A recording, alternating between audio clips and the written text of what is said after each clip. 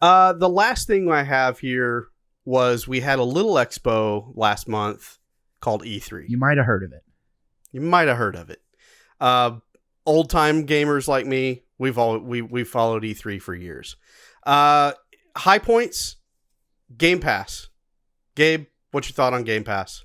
How was their showing?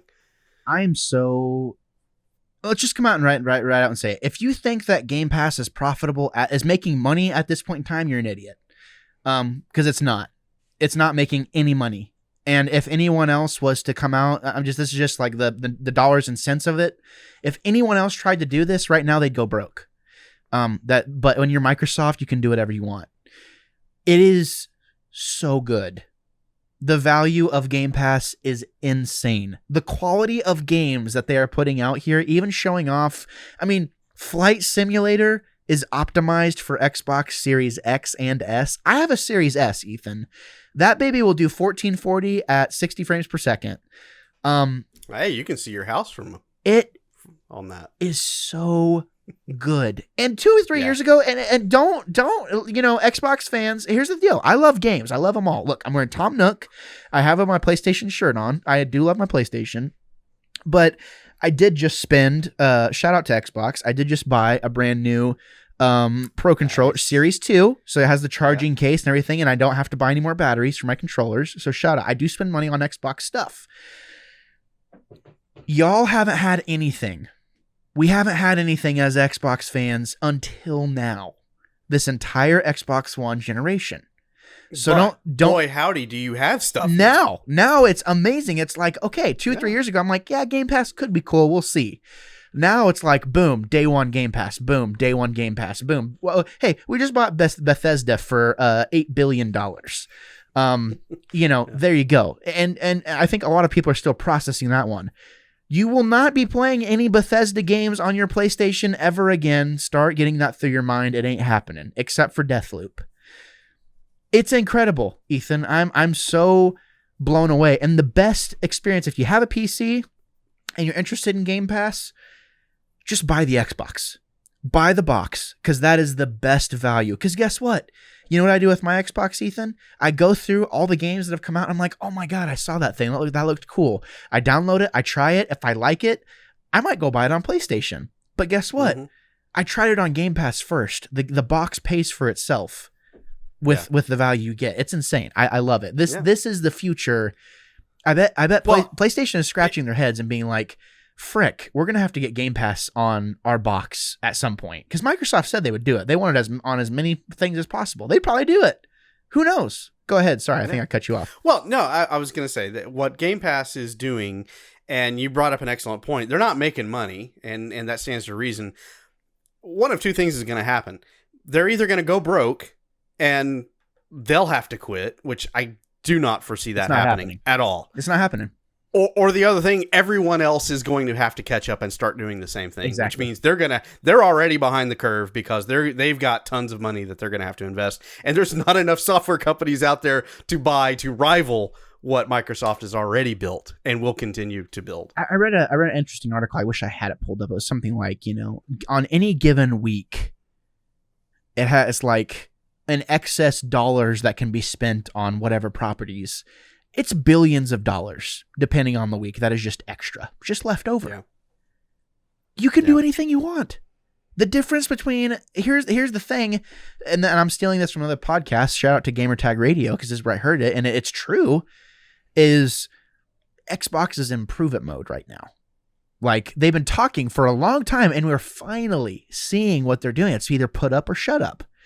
I'm so glad they've come out swinging. Ethan, I had an Xbox 360. That was like when I really started diving into games. That's where I became that's where the Wannabe Critic was born. Was, this only child who had all these thoughts floating around about God knows what, all this content you consume. And then you start playing games. It's like, oh my God, games can be so heavily influential in such a big way. And that was because of Xbox. And they really fell from that for a long time. And now it's cool to see them. Well, they had their 3 or 4 games that they kept releasing over and over again, that did well. Forza, I will argue and say Forza is probably the best performing game across the board, like for fans, and the most consistent in terms of quality. Like Forza's been good. Yeah, for a wide general audience. Yeah. It's like it's been pretty consistent. If you want the more arcadey stuff, here you go. Here's Forza Horizon. If you want something a little more down to earth, here's Forza Horizon. Horizon is a huge franchise. It is. It's massive. Which it's not my cup of tea. Shout out to Forza Horizon 5. Holy crap, dude! That looks so gorgeous. And guess what? It looks really good. Guess what, Ethan? You got the rig. You have the stuff. If you want to hop in and play, it's it's at no detriment to you. You can do that. No, I know that's going to be cool. That is cool. I will start dabbling in it because of that. That is even cool. though it's 8 that I'm waiting for, Forza 8. So sure, yeah, absolutely. And to kind of because this is I've been ruminating on my thoughts about E3 for the past few weeks at this point, and it's one of those things where I mentioned it's like Xbox is in prove-it mode right now. They are finally coming through after a while of a stale period of time, where it's been like, yeah, Game Pass is a great value in gaming, but these games are like 3 or 4 years old, and there's not a lot of like first party anything coming out. And the idea of, Xbox has no games, like that was a joke for a reason. It's because there was nothing. There was nothing to play. But that is now shifting. And yeah. I'm glad. I'm so happy. Yeah. I'm so happy. I'm happy that I bought my Xbox. Like, I love my Series S. I play Halo every night. It's great. I love it. Quick resume. Yeah. Coolest function ever. Can we put the Sony versus Xbox argument to bed? Console wars are dumb. Wars are dumb. If you either buy both consoles or shut up, because you don't have a leg. You don't know what you're talking about if you don't have both consoles. Or pick the one you're going to go with and just stay out of the argument. Yeah, because there is no argument. There is. It's you're talking apples and oranges, and and this goes nice into what's next on the dock. It says, why was Sony missing?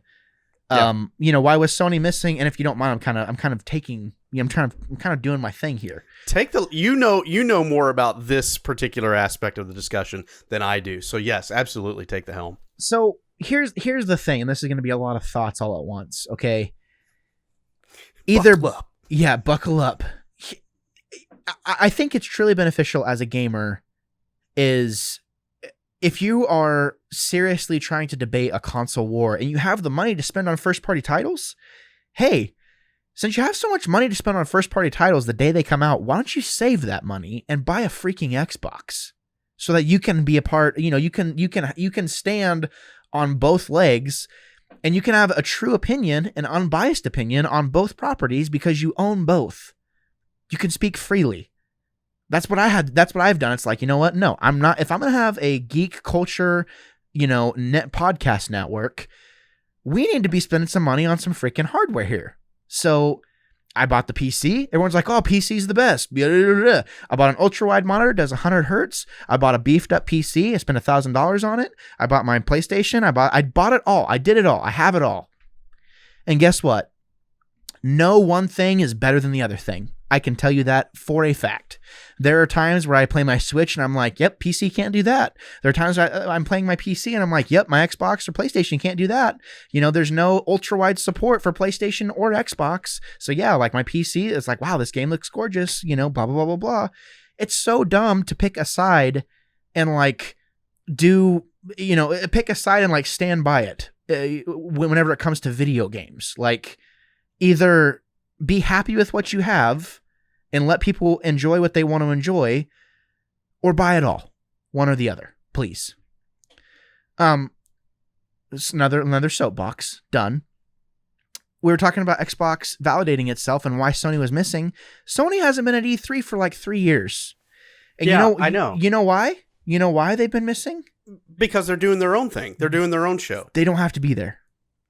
You know why? But see, here's the thing. This filters into that next point that you put up. I feel like E3 being irrelevant. I don't think E3 is irrelevant.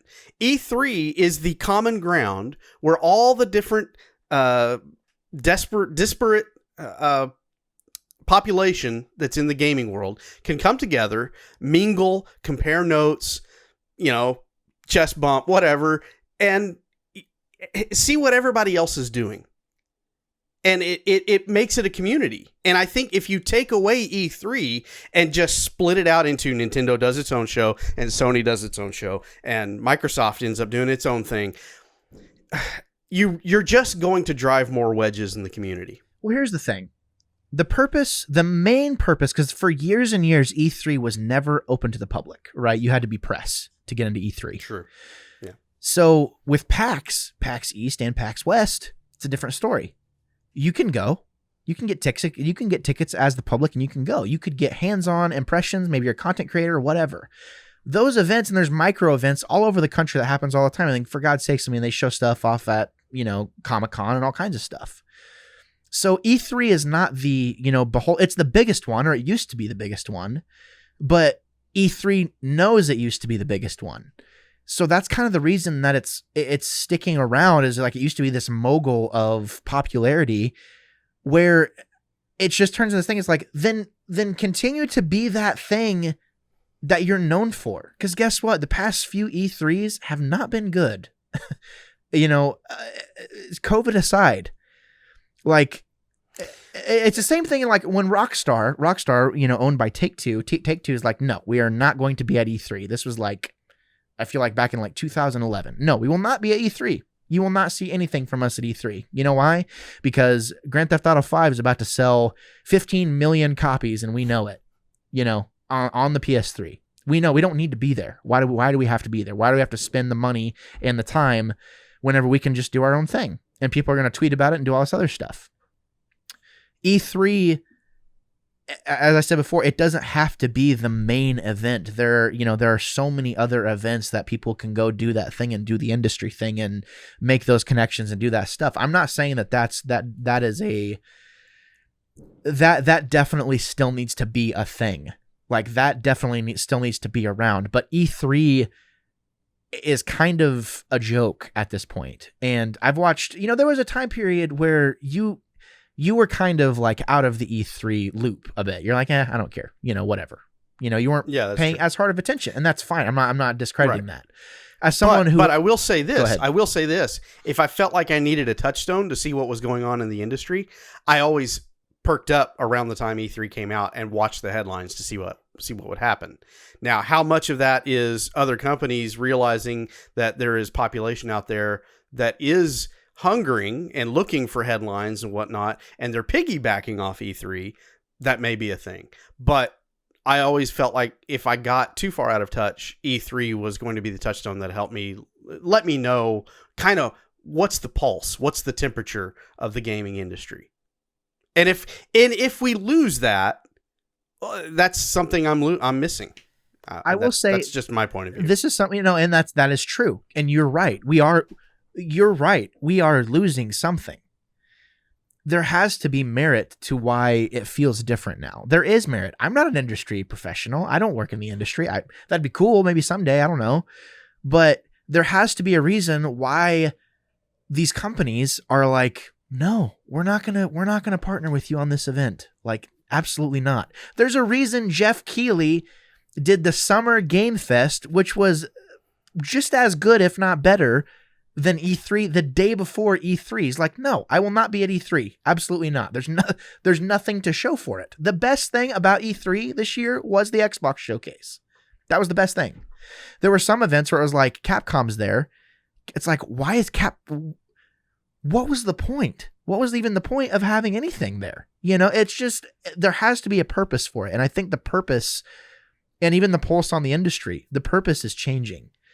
And like, it makes me sad because I've been buying, I'll give you an example. I've been buying a lot of Vita games and watching old reviews on Vita games, because I feel like 7, 8, 9 years ago, you could get an unbiased good review from IGN. It felt different. It just did. It felt like a completely different time. Whereas now, I don't check IGN for anything. I haven't been on IGN for like 5 years. I do not look at anything. I don't watch Kotaku. It's all about SEO.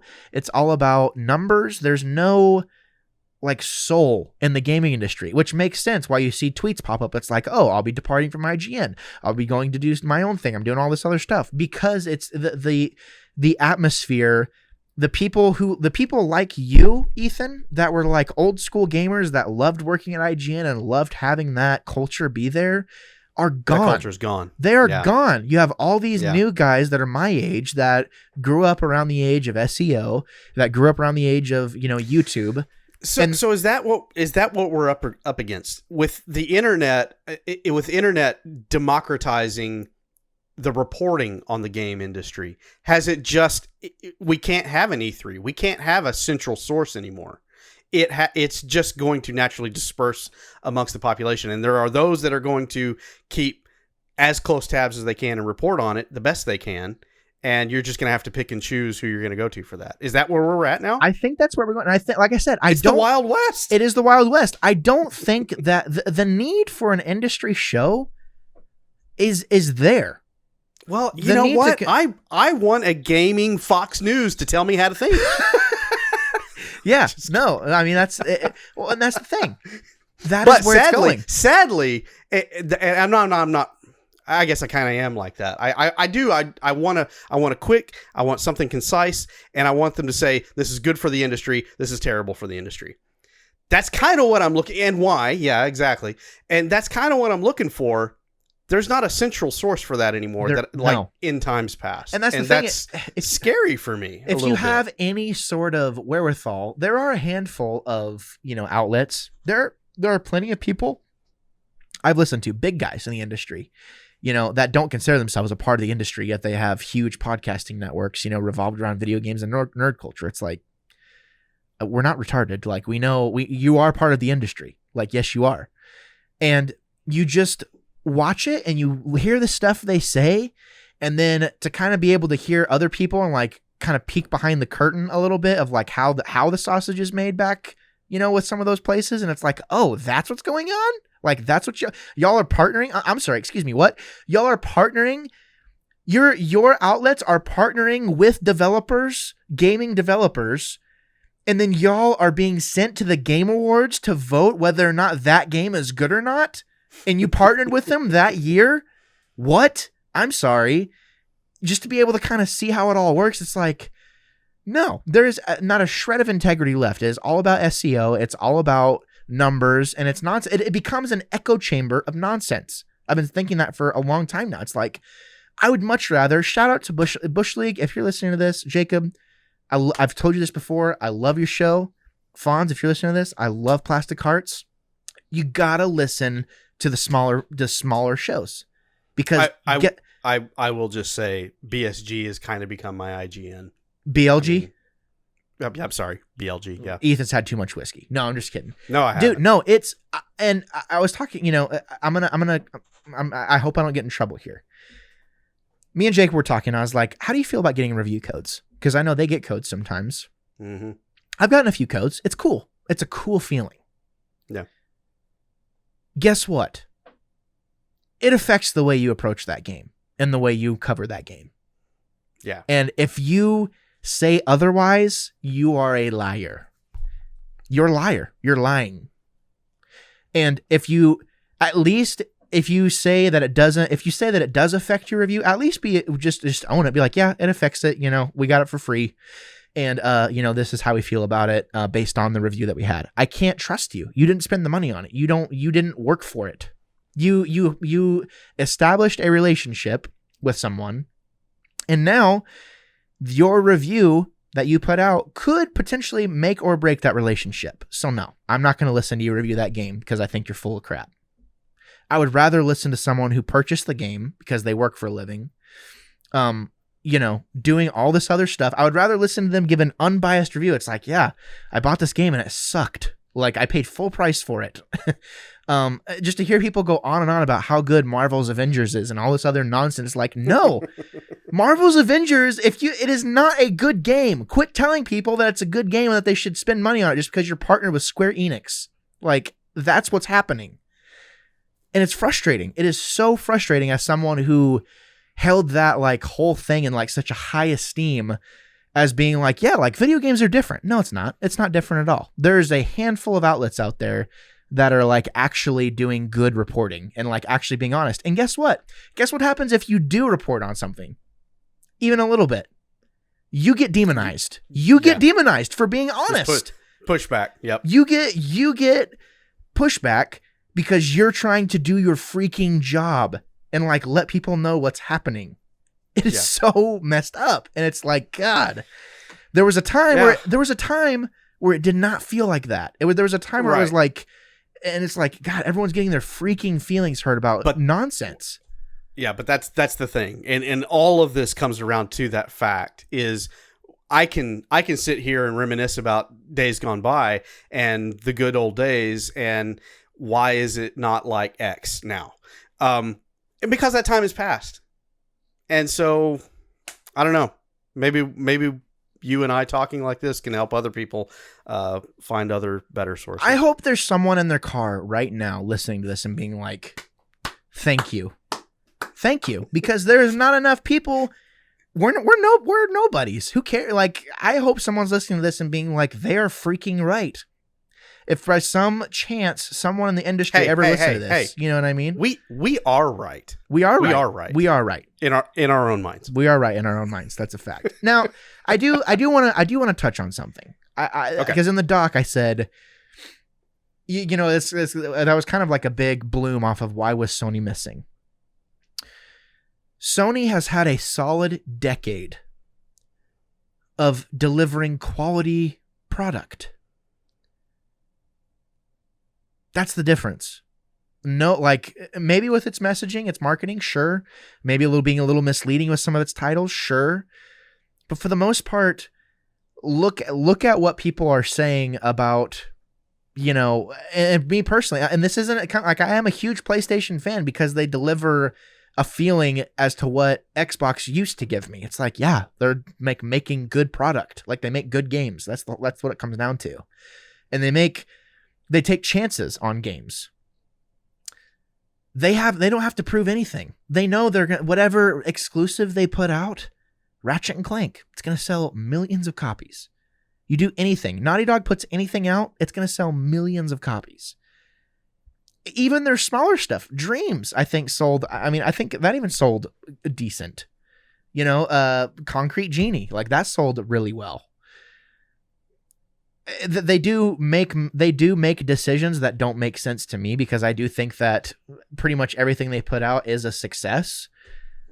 I can't think of anything where I'm like, wow, yeah, why'd you do that? You know, but Xbox, it's a different story whenever it comes to Xbox the past 10 years. So that's why I say Sony doesn't have to be there. They know they're going to put a state of play out or do whatever, or do like a Wired article or in whatever way they see fit. Whenever they put, you know, the picture of the DualSense out there, people lost their minds. Or no, they literally put the PS5 logo out there. People lost their minds. Like it's just at this point in time, they're just not up against a wall at all. They're kind of on top. So, yeah. Well, I mean, and that makes perfect sense because I put that question in there because I really didn't have an answer. One, I had no context. By way of this conversation, your explanation for why Sony wasn't there, it makes valid sense. Because that's just the way the industry is now. And it used to not be that way. That's why I asked the question. Sure, yeah. And I mean, when you think about it as gamers, though, too, I would almost rather have the idea of a Nintendo Direct coming out. I will wake up early just to watch it live.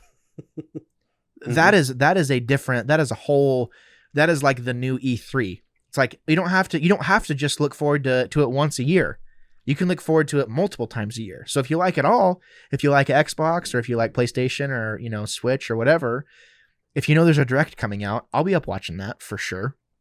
If I know there's a state of play, I'm putting a reminder in my calendar. It's like, oh, there's a state of play coming out. That's exciting to me. I love that. It's good. That is good for the industry. That is kind of, you get these like little mini E3s, you know, popping up all over the place across, you know, every year. It's awesome, you know, and then you get E3 on top of that. So cool, you know, whatever. But I will say, you know, as someone who's wanted to go to E3, it's like, oh, like I would love to go or go to PAX or whatever.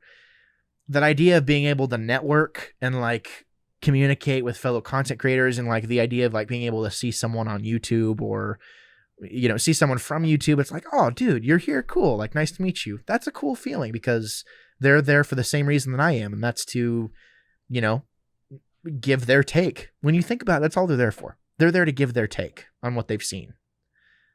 And it's a cool feeling. And I do hope that I get to experience that someday. I think that would be really cool.